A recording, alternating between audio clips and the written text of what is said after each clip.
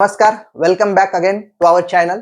आता आपण जे लास्ट लेक्चर मध्ये बघितलं होतं हायड्रोकार्बन्स, ठीक आहे, त्याच्यामध्ये आपण अल्केन्स, अल्किन आणि अल्काइन बघितले होते. आता त्याच्यामध्येच जे आपला अल्केन आहे तर त्या अल्केन्सचे काही टाइप्स आहेत बाळा. काय अल्केन्सचे टाइप्स आहेत, त्या टाइप्सचे आपल्याला काय करायचंय आज इन्फॉर्मेशन पाहिजे आहे. बघा आता काय आपल्याला जो अल्केन आहे, काय आहे अल्केन, एकदम शॉर्ट मध्ये जे आपले अल्केन्स आहेत त्याचे आपल्याला सिंपल 3 टाइप्स पडतात. एक असते नॉर्मल अल्केन म्हणजेच एन अल्केन, दुसरा असते आयसो अल्केन आणि तिसरा असते न्यू अल्केन. ठीक आहे, पहिला कोणता आहे तुपला एन अल्केन.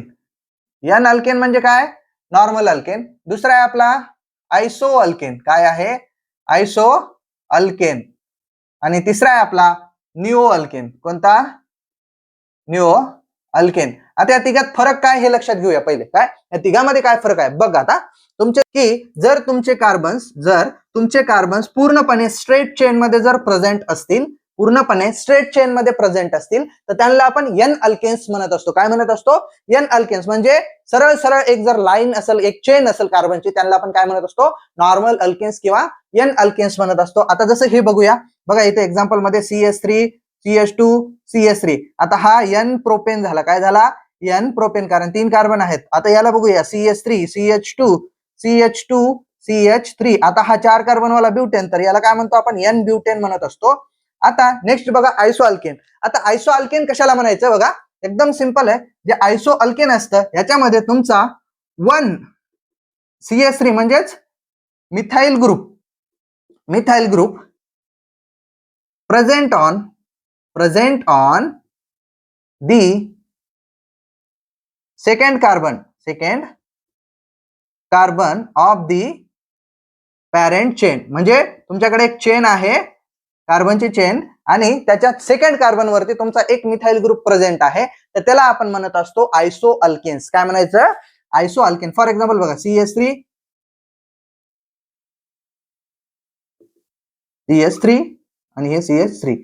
आता याच्यामध्ये तुमचा हा CH3 ग्रुप इथं प्रेझेंट आहे. ठीक आहे या ठिकाणी. आता बघा 1 2 3 4. आता सेकंड नंबर वरती या चेनवर सेकंड नंबरवर तुमचा कोण आहे मिथाइल ग्रुप प्रेझेंट आहे, तर ह्याला म्हणायचं आयसो अल्केन. पण अल्केन कोणता बघा 1 2 3 4 आणि हा 1 5. पूर्ण मॉलिक्युल मध्ये 5 कार्बन आहेत तुमचे, तर त्याचं नाव होतं आयसो पेंटेन. काय नाव होणार आहे आयसो पेंटेन. बघा याचं नाव काय होईल आयसो पेंटेन. आणखी एक एक्झाम्पल जर बघितलं तर बघा CH3 CH3 आणि हा इथं CH3. आता या ठिकाणी बघा 1 2 3. इथं काय झालं सेकंड वर एक प्रेझेंट आहे. टोटल कार्बन किती आहेत 4 आहेत. तर 4 साठी आपण काय यूज करतो ब्युटेन. पण हा ब्युटेन कोणता आयसो ब्युटेन. कोण आयसो ब्युटेन.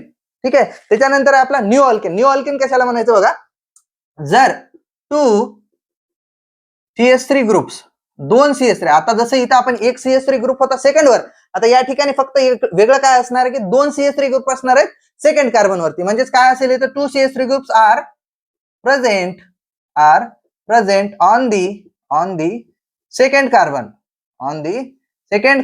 of कार्बन चेनच्या सेकंड कार्बन वरती जर 2 मिथाइल ग्रुप किंवा 2 CH3 ग्रुप जर प्रेझेंट असतील तर त्याला आपण काय म्हणत असतो न्यू अल्केन असं म्हणत असतो. एक्झाम्पल मध्ये बघा CH3 हा सिम्पलेस्ट अल्केन जो आहे तो आहे न्यू अल्केन. याच्यामध्ये बघा 1 2 3 हे 3 कार्बन आहेत बरोबर. 1 2 आणि हे 3 वर सेकंड नंबर वर 2 मिथाइल ग्रुप प्रेझेंट आहेत. टोटल जर कार्बन मोजले आपण हे 3 4 आणि 5, टोटल किती कार्बन आहेत 5 कार्बन आहेत. तर मग हा अल्केन होतो न्यूओ. पण न्यूओ पेंटेन होणार. हा काय होणार न्यूओ पेंटेन. काय असणार आहे न्यूओ पेंटेन. आता बघा आणखी एक देतो CH3 CH2 CH3. आता याच्यामध्ये बघा टोटल कार्बन किती आहेत आपल्याकडे 4 आणि 2 6 आहेत. तर हा झाला न्यूओ हेक्सेन. काय झाला न्यूओ हेक्सेन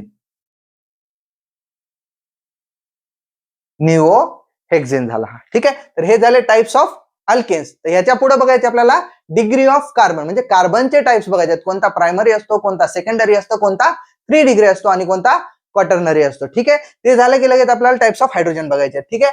तर इथे आपण थांबूया. नेक्स्ट मध्ये बघूया आपले काय टाइप्स ऑफ कार्बन ऍटम्स.